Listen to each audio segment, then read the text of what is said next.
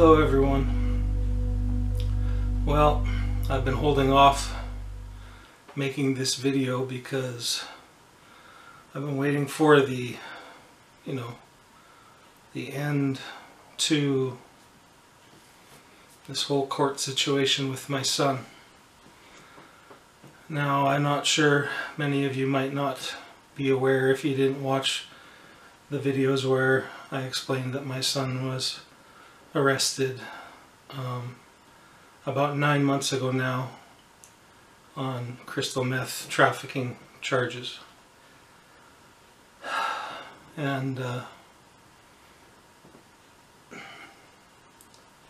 I just explained the situation back then and what was going on. And back at that time, I was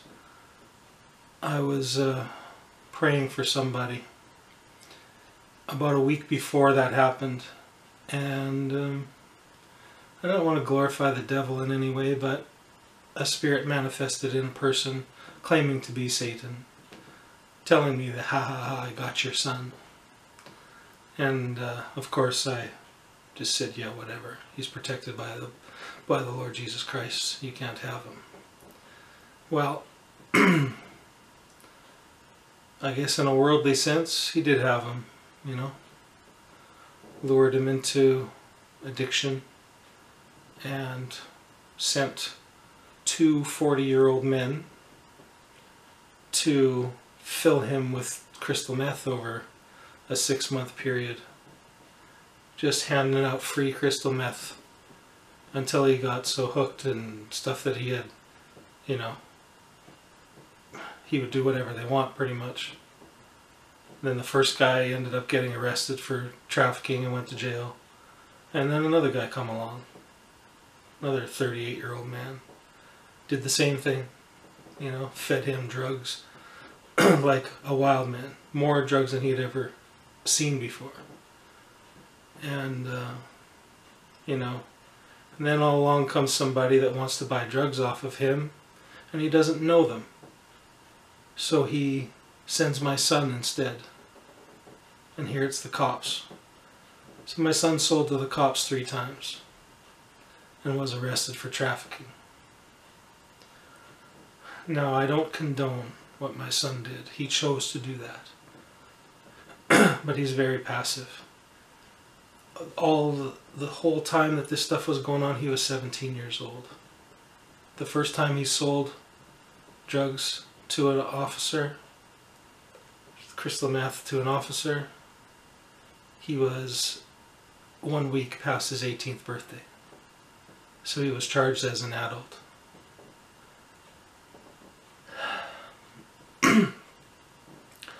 Today was his sentencing. It took 9 months of messing around in the court, adjournment after adjournment, having to wait for the prosecuting attorney to go farming. I mean, it was just one thing after another, and wasting time and wasting time and wasting time, costing more money, more lawyer fees, more emotional roller coaster for my son. And there was encouragement. There was the good thing that came from this is that my son got off the meth.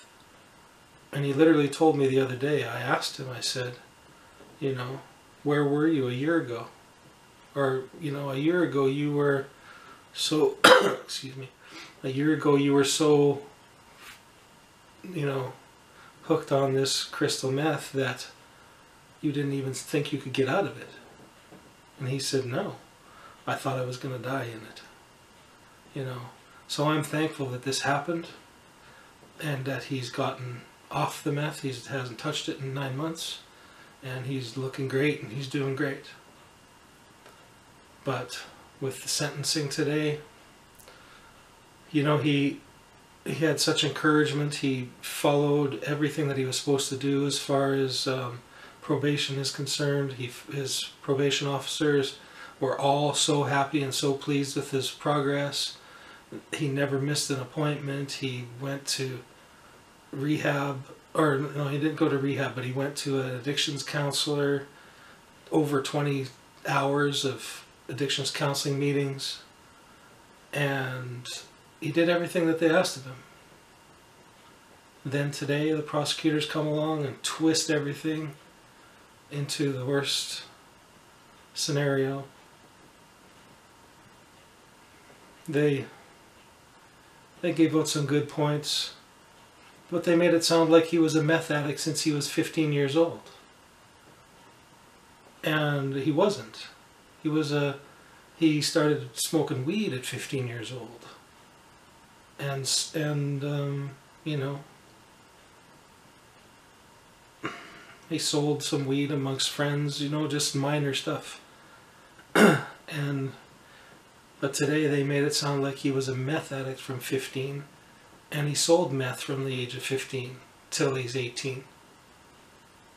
And that's not the case. And, you know, all I wanted was a fair trial. That's all I wanted. He confessed and pled guilty to the part that he played in all of this stuff. And, you know, he did everything he's asked to. And then today we got the worst judge possible.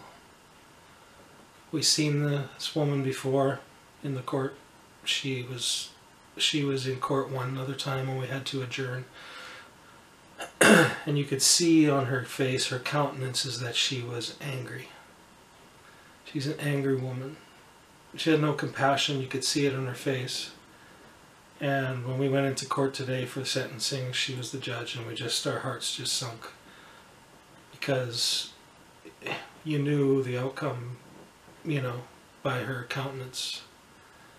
And the first person that was supposed to go before her went up, and she yelled at him. And then a couple other things happened, and then it was Maury's turn. And,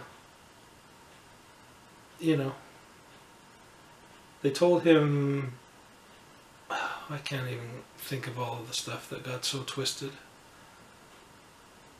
He had gone to a 12-step program for one meeting to check it out, and he was never told to do that by the court. He just went to do it on his own. The court never told him he should do this stuff, but he went and checked it out on his own.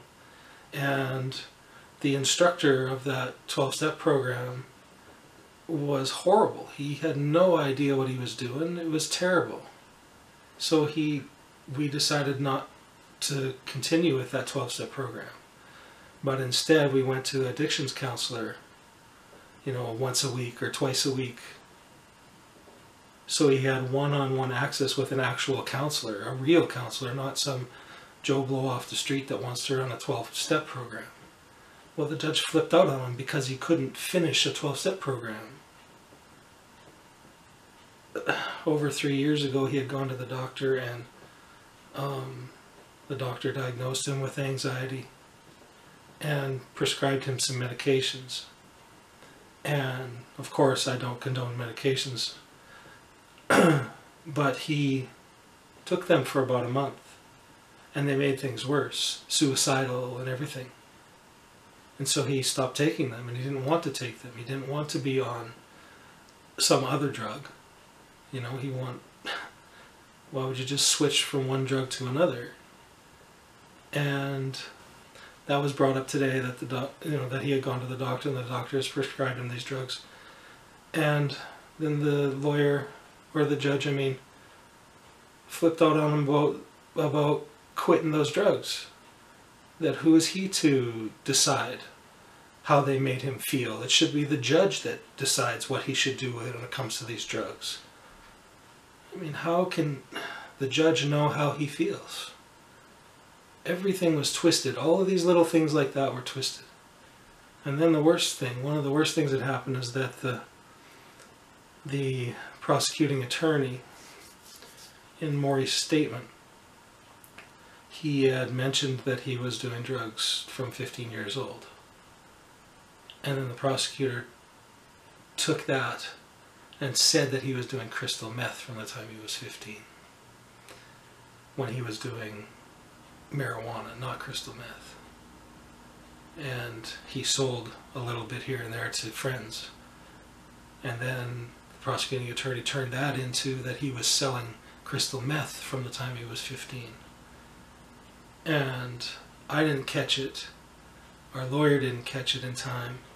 And the judge used that used all of this in her decision to sentence my son today. Now, our lawyer countered all of this stuff as best as he could, except for him selling meth from 15 to 18 years old, because we missed that part. But everything else he countered. Another one was he had in his statement said that he felt that drug dealers are to blame, and so are the people that purchase the drugs. And the judge took that as like, who does he think he is saying that the people that purchase drugs are to blame? Because she already had decided that he was a dealer and nothing else. But he was talking about both sides because he had been on both sides. And he blamed himself for actually buying the drugs. He shouldn't have been buying the drugs in the first place, creating a demand for the dealers. And she twisted that all into a negative thing against him. Then she said, in the end, she said, I'm sentencing you today with a sentence that will make sure that anybody else coming behind you will have no incentive to do what you've done. This is an 18-year-old kid who was manipulated and used by 40-year-old men as a shield for their drug dealing, as a dupe. He was duped. The prosecuting attorney even said that he was duped by these guys. But everything got twisted into lies. And she used him as an example and sentenced him to 15 months in jail.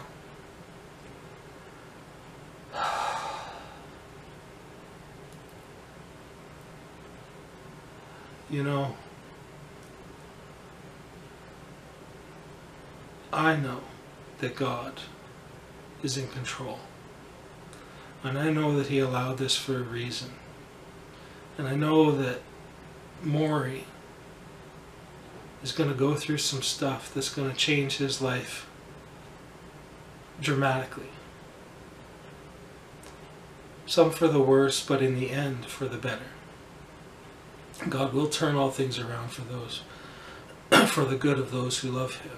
And my son, I know he loves Him. I know he believes.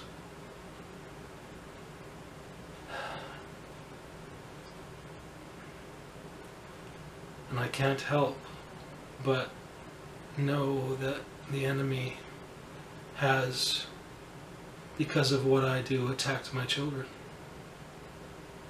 My second youngest son, who's 19 years old now, believes he's gay. He's such a good kid. He's a straight A student. He's in university now studying psychology. He's doing great in the world. But in spiritual means, I mean, it's not good. I just want everyone to know that if you're going to get into ministry, the enemy is not going to let up. You have to have a backbone of steel in order to withstand the relentless attack of the enemy. Because if he can't get you, he's going to go after your family. And he's done it to me. I'm telling you. But I ain't going to take this sitting down. And it ain't going to make me stop loving the Lord and stop serving Him. I guarantee you that. What's going to happen is my children are going to come out through the other side of this with a crown. Just like many people that I've ministered to that have gone through horrible things. And then they go through deliverance. and they receive a crown of endurance and a large shield of faith. They receive gifts from God for the things that they had to endure. I know this. I've seen it. And Satan ain't going to steal nothing from me. He's not going to steal my joy. He's not going to steal anything. My children will be in heaven with me in the end. Because God's in control, not Satan. Satan has no power.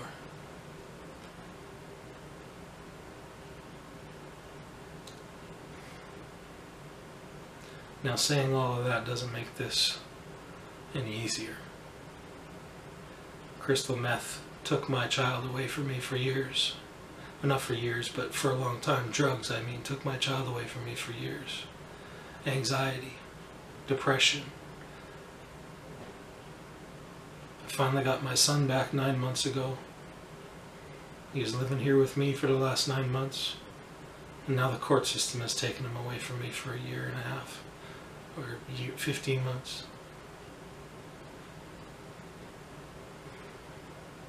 Plopped him right in a place that's absolutely loaded with demons. But, you know, I think that my son is going to see the protection of the Lord in there like he's never seen before. That's what I think. That's what I believe. I believe that's going to happen.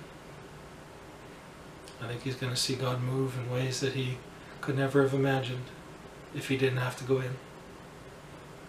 So I trust the Lord. I trust what's going on, and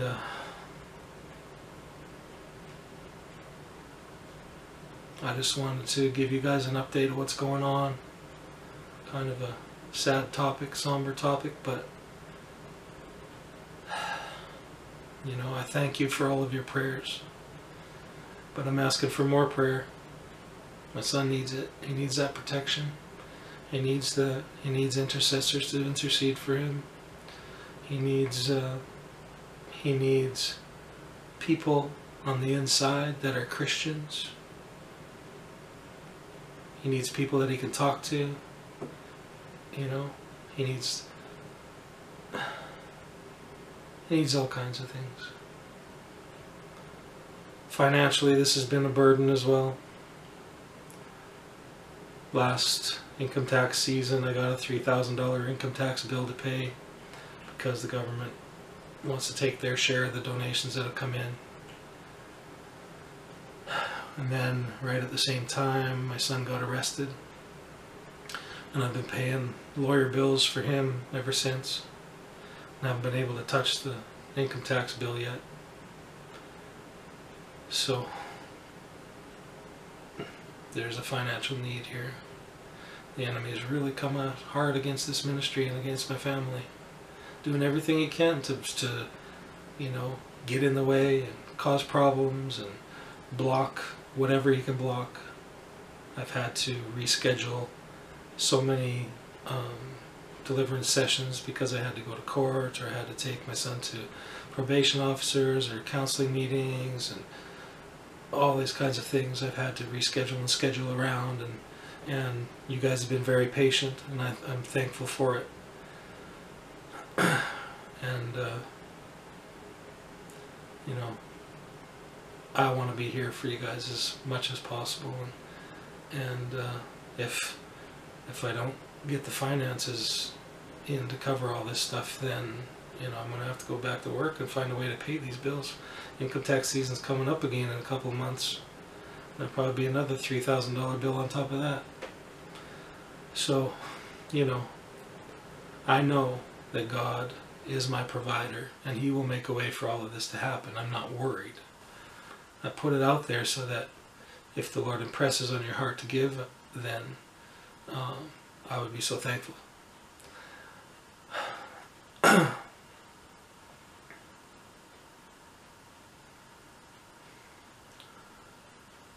I guess that's all I have to say. Please pray. Please pray for me. Please pray for my family. my children, my sons.